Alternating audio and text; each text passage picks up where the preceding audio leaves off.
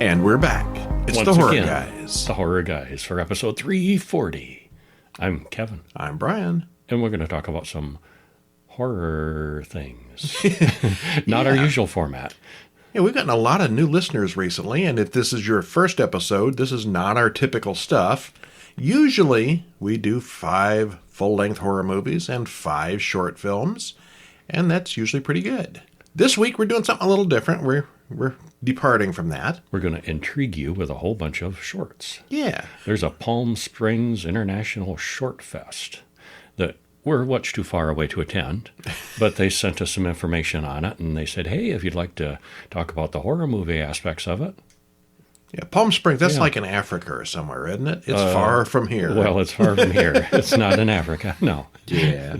Yeah, but this past, well, I guess it's probably still ongoing as we record this, but they've got 311 short films from 64 countries. That'd be something to attend. That'd be cool. I wonder if it's even possible to watch them all.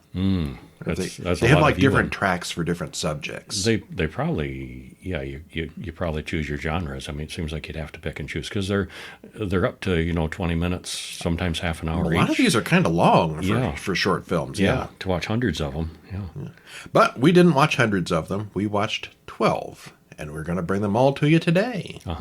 And these are mostly films that are not actually... Usually our short films you can watch on YouTube or somewhere like that. These are still all on the festival circuit, so you're going to have to make a little note and come back and, keep an eye out for them. They'll be on there eventually, I'm sure. And you should keep an eye out for them because they're all good. A lot of cool ones, yeah. I thought some were exceptional, and they're all at least good. Yeah. But... also this week, we've got a movie called No Choice that was just released, and it's an indie film, and it just came out, so we wanted to get this one out while it was still brand new and fresh. Yeah, the folks that made this contacted us and said, hey, would you review this? And we did. We watched. And not a classic horror movie. I mean, it's certainly got the horror element. She has nightmares that are horrific. It's a low-key horror movie. It is, definitely. yeah. The horror is the reality that she's stuck in. Boy. The reality that we're all stuck in, technically. Well, but some more than others, depending on which state you live in. She's coming up with some difficulties here, just one thing after another. Yeah, and we'll get to that in just a minute. Yeah. But first, as always, we're brought to you by HorrorMonthly.com, the monthly horror magazine of reviews and many, many reviews of long films, short films, and everything in between. Check it out, eh? HorrorMonthly.com. New issue is coming out...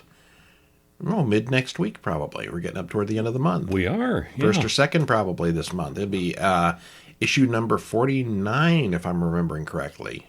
Cool. No, that's not right. No, they're not that many. Oh, so many. Let's see here.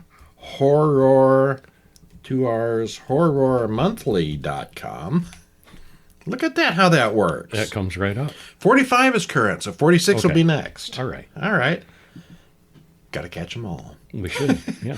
But first, let's do our one and only feature film of the week. This is 2025's No Choice, written and directed by Nate Hilgartner. It stars Hannah Deale, Jennifer Herzog, and Robert Denzel Edwards.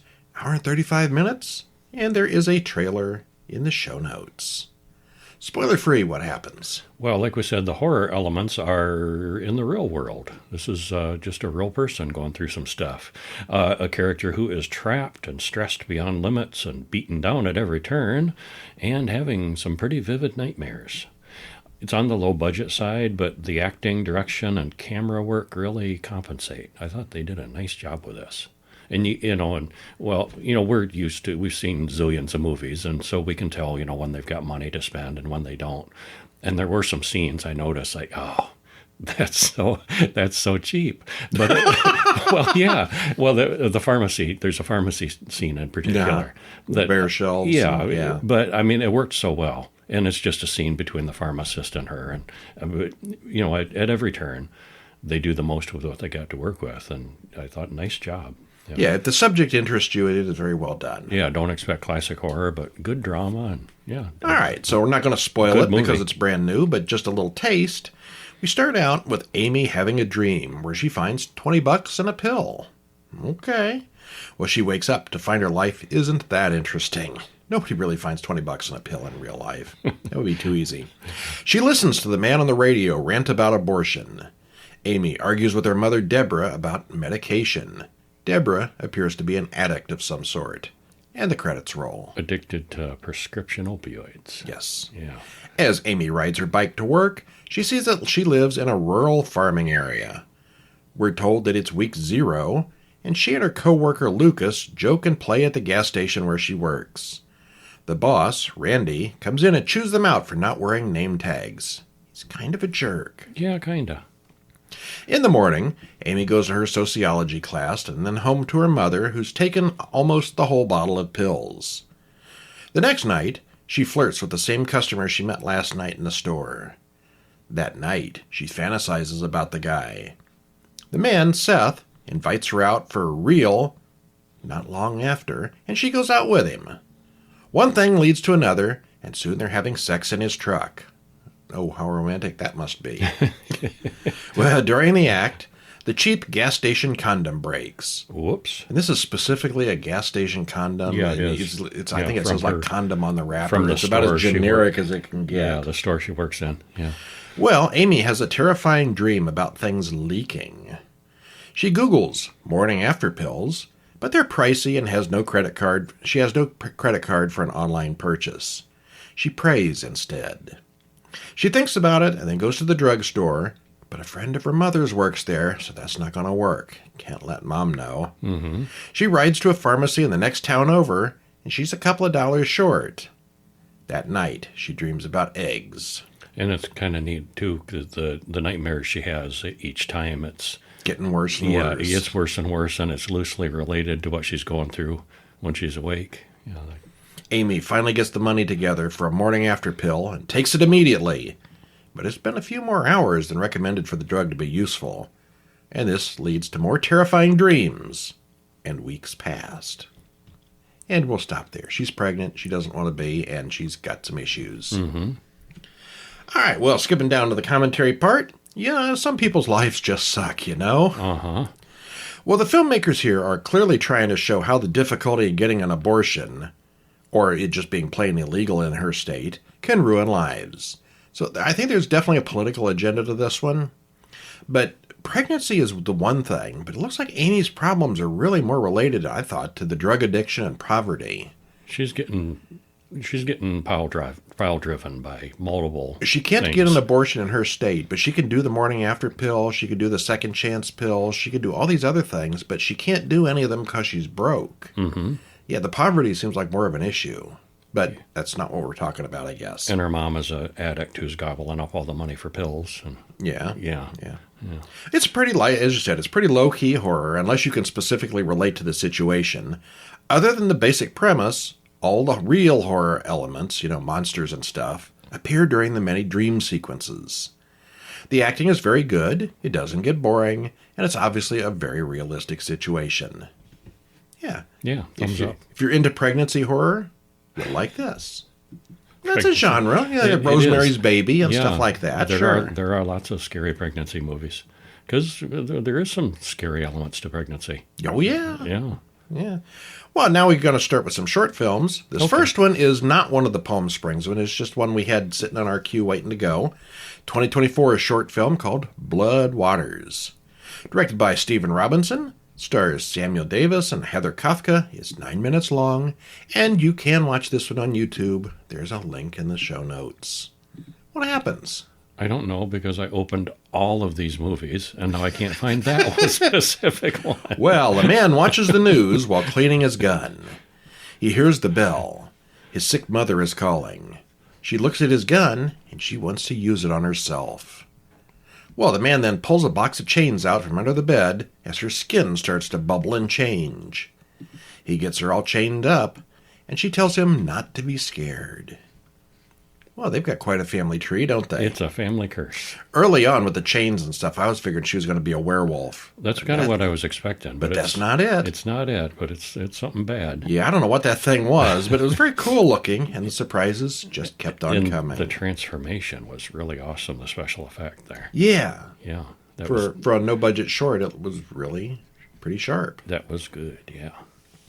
Okay, so that is all the standard stuff we've got this week. Now we're going to move into the Palm Springs Shorts Fest, and first one we're going to look at is 2024's Haw. Haw. H-A-A-W. And you got to say it like haw. Because that's how they do it in the movie. Written and directed by Joey Scoma. Stars Ben Jiggly, Joey Scoma, and Kelsey Gunn. 12 minutes. And again, with all the rest of these, they're not on YouTube yet. So you just got to watch it. If you're going to the festivals, keep an eye out for it. Otherwise, it'll get there eventually, I'm sure. But this one, haw. Haw. Well, we open on an isolated ski lift. Ray and Axe, the skiers, they appear very serious about the trip. And they're in a car going up and halfway up. Yeah, they're in a ski lift. It's not a ski lift. What do you call those enclosed things? Carousel, cabin.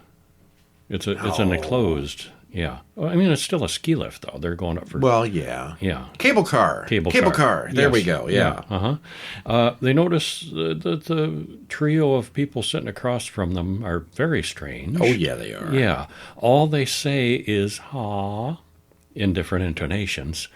And they're very strange looking. And the exchange they have is very strange. Aww. It just goes to show you how awkward some ride shares can be. Yes. The masks here are cheesy and kind of dumb looking, but as the story progresses, it gets more and more tense.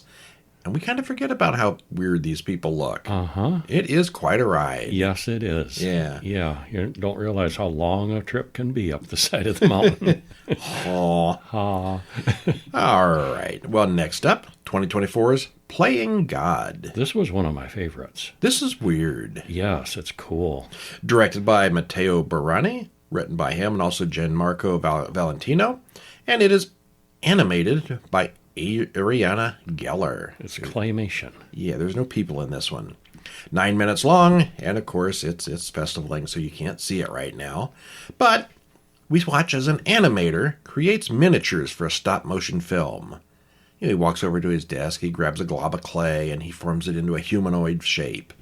You know how they do. They make these clay figures, then they move them one frame at a time, and that's claymation for you. Yeah. Or stop motion. Well, he tries hard to bring his characters to life, but he's not really gentle about it. I mean, why would he be? It's just clay. Yeah, except they are really coming to life. They are alive. What happens to old stop-motion models when the movie's done? So he's got the fresh one that he just made is in the center of the desk, and off on each side are a bunch of misfits. Dozens of old, nasty-looking things. That are malformed and still alive and still suffering. Yeah. Yeah. Well, that was really something. Yeah. It's animated through stop motion, and it's really well done. There's no dialogue at all, just a bunch of clay figures doing what clay figures do. They live in fear. Yeah, these do. It looks great. It's well-paced. It's got a very interesting concept. It's very disturbing. What happens when your God abandons you? What happens when your maker is done with you? These little guys find out. Yeah, they do. Yeah, it's very cool. Well, next up we have Rata. Rata? 2024. Written and directed by Giselle Bonilla. Bonilla, maybe? It is? Probably Bonilla. Yeah. Stars Alani Waters, Emil DeRosa, and Tina DeMarco. 16 minutes. And what happens? Well, a woman comes home from work and hears some strange noises somewhere in the apartment. Well, she searches around and finds a rat in a trap. Except it's not an ordinary rat. It's almost as big as she is. Yeah, and it wants out of that trap. So she does let it loose. But then she starts finding rat droppings, big rat droppings, all over the building. That's only the beginning. Well, the moral here seems to be, if you find let a rat out of a trap, don't tell the landlady. No. No one wants to be a rat activist. That's what the landlady accuses her of being. And the rat here, it's quite a costume. Very reminiscent of Screamboat Willie from the Screamboat movie we reviewed a few weeks back. Yeah, it did remind me of that a bit. Yeah. Sometimes a good pet is better than a boyfriend anyway. Ew. Yeah, she gets romantic with that rat. Ew. Of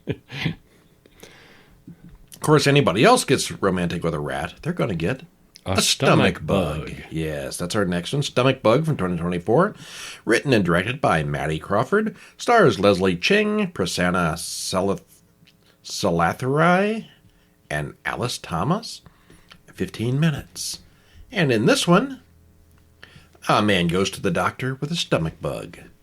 The doctor says, oh, there's nothing to worry about at all. It's fine, it's just a stomach bug.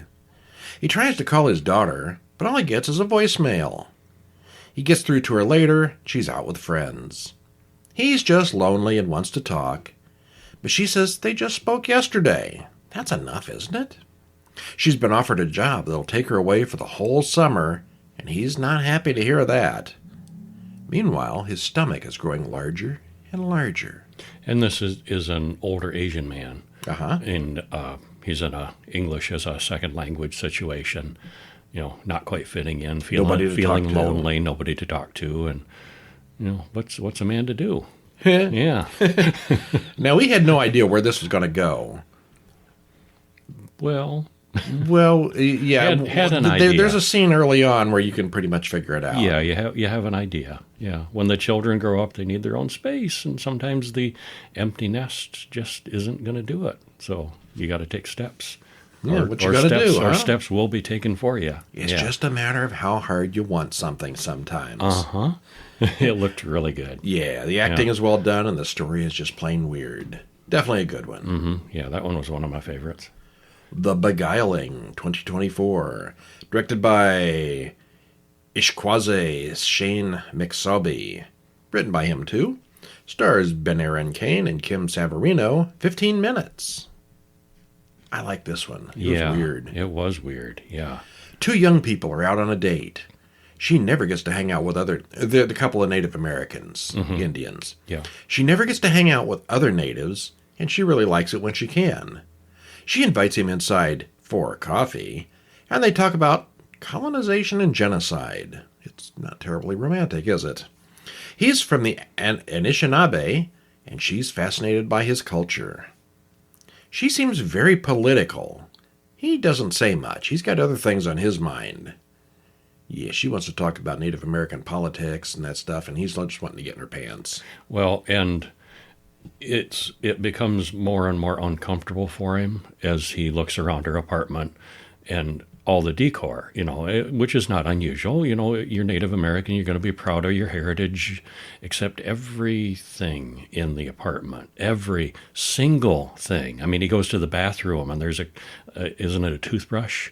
Uh-huh. Has a beaded Native American pattern on it, and he's getting more and more uncomfortable as she's some people take it a little too seriously. Weirder and weirder about it.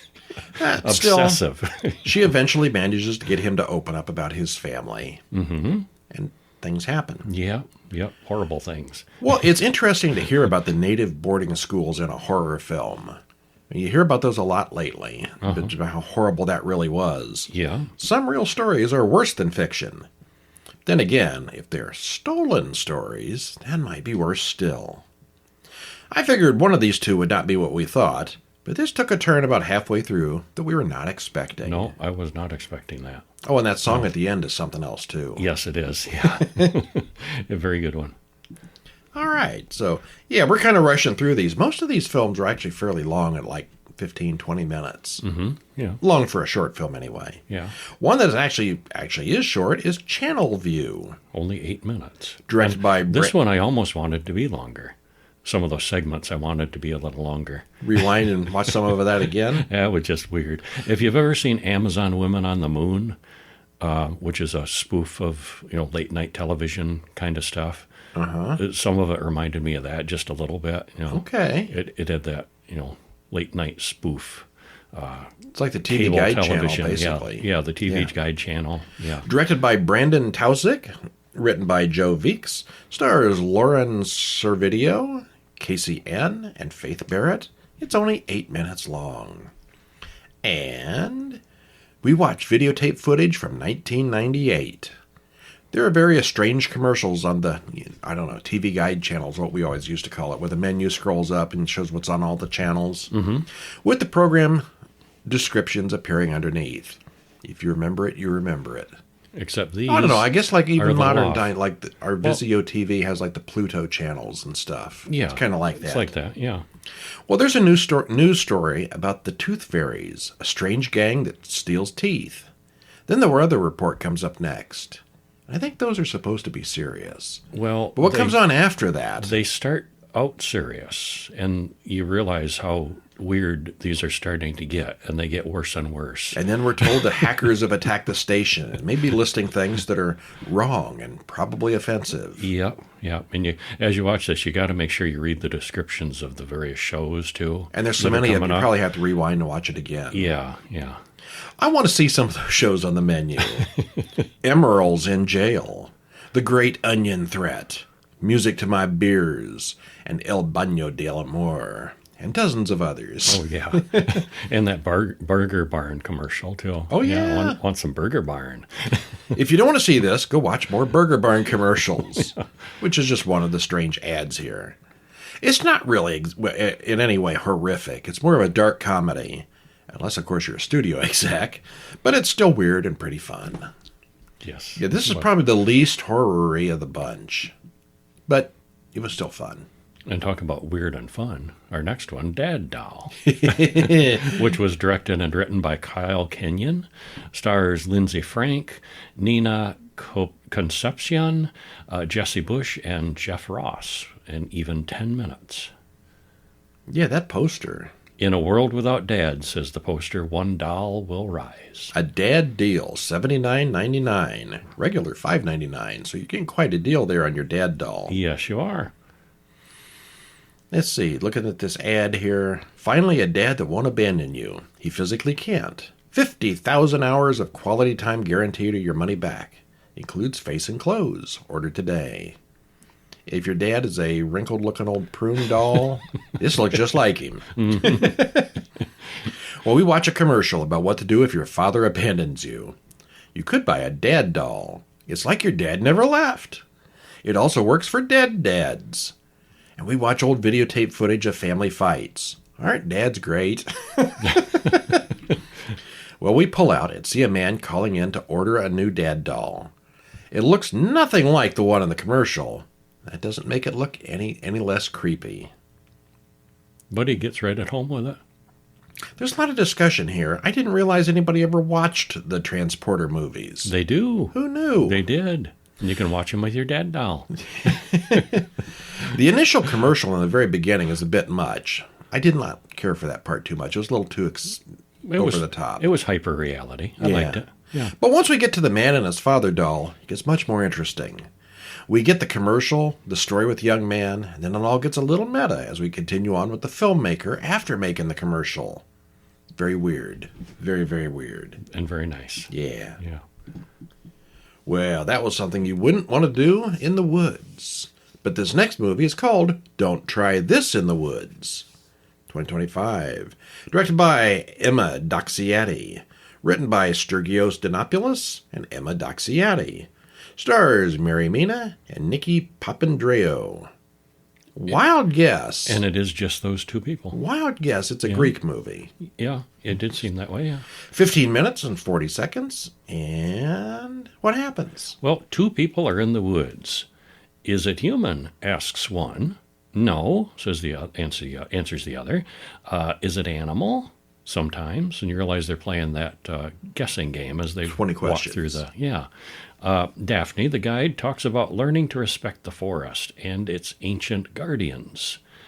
And I, right then I was thinking, okay, there's Daphne, and this person she's with is not going to respect the forest, and something's going to happen. And, yeah, pretty much. Yeah, that's kind of how where it goes. Yeah. Well, some people just don't respect the forest and listen to the experts, and those people pay.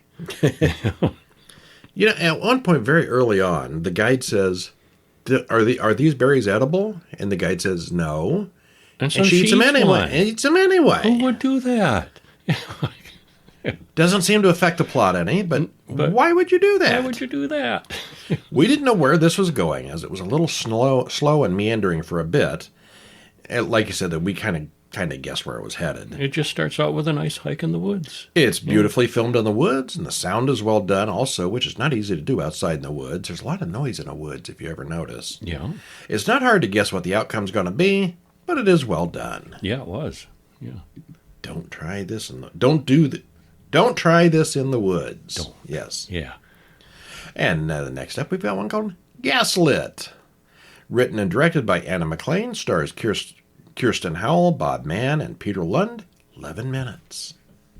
Gaslit. I think you dusted me.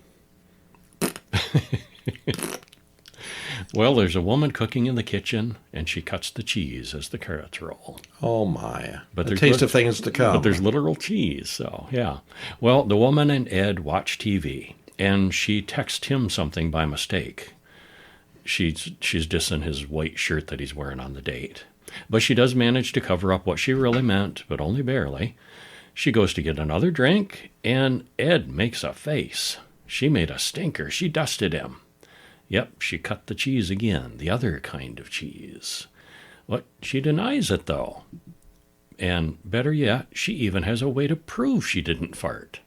Huh. And that's when things get weird. What lengths will you go to prove you didn't fart? I usually just blame the cat. Yeah, that works.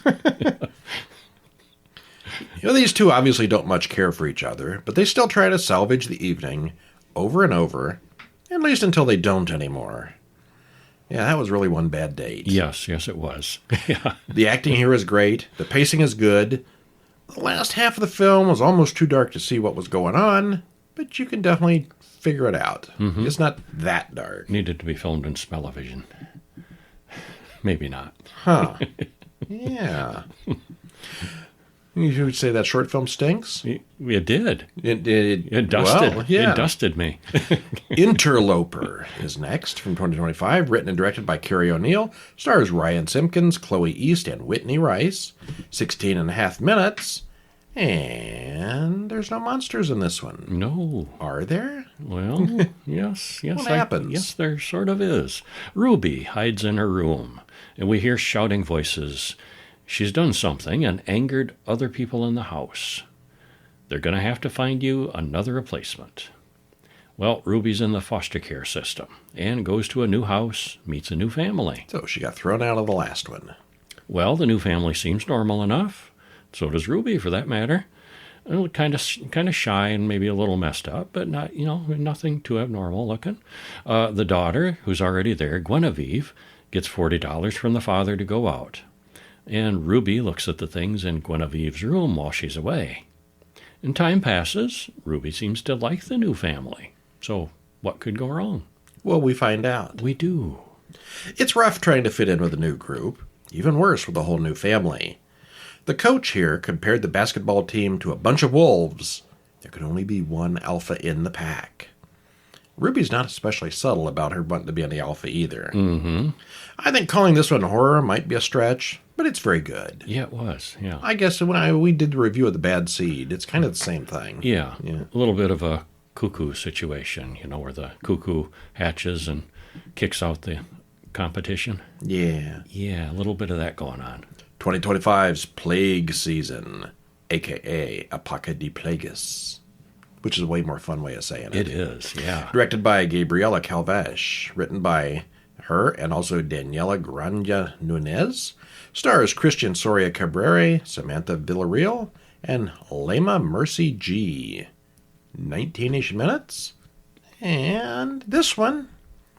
A girl wakes up and wanders around the house. There's plastic all over the windows and doors, and she puts on an odd-looking filter mask before knocking on her mother's door. Her father makes her stop. He's told her not to go in there. It's for your own good. Well, we heard about problems with radioactive waste on the radio.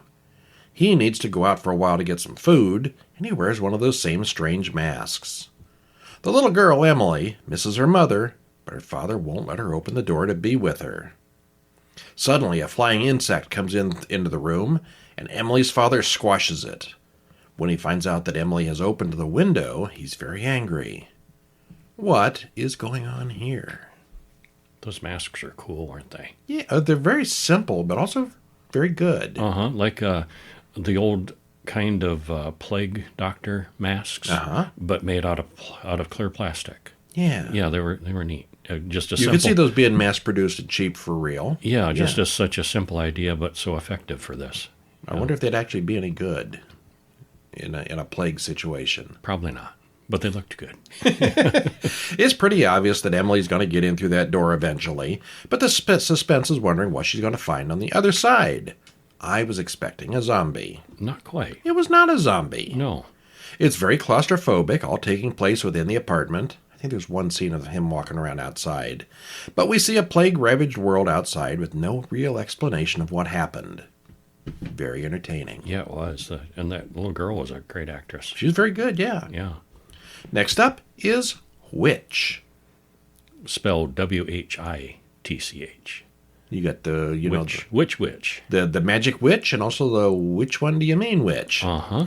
Written and directed by Hoku Uchiyama. Stars Rosemary Hochschild, Alicia Blessingame, and Nora Harriet. 5 minutes. So it's one of the shorter ones. But a lot happens. Oh, I like this one, yeah. A mother reads a bedtime story to her daughter and then goes out to find a strange old woman in her living room. The old woman apologizes for being late. But clearly I'm ahead of some. Where's your animal? The old woman then strips naked and kills a rabbit with a knife. And starts doing a witch ritual right there in the living room. Drawing in the blood and rubbing it all over herself. Escalated quickly, didn't it? What the what? Yeah, this one goes from 0 to 100 real fast. Uh-huh. That ending, though. Wow, how embarrassing could it be? Yeah. Again, Gladys? Yeah. It's really fantastic. It's always clear what exactly is going on. The characters are relatable, and the situation is magical. Yeah. Yes. Yeah. As far as the funny ones go, I think that's probably the funniest one. Mm-hmm. Yeah, I think so. And last up is The Bride's Curse. Written and directed by Alex Kavutsky and Jay Rose. Stars, all I got is their first initials because that's all the credit has, is A. Karpotsky, T. Newton, B. Diaz, A. Saragina, and Olan Jones. 20 minutes. Might be our longest one. And what happens? Kind of like a fairy tale. It is. Yeah. The newlywed bride asks Sasha if he'll always be honest with her. After they have sex, she has to tell him something.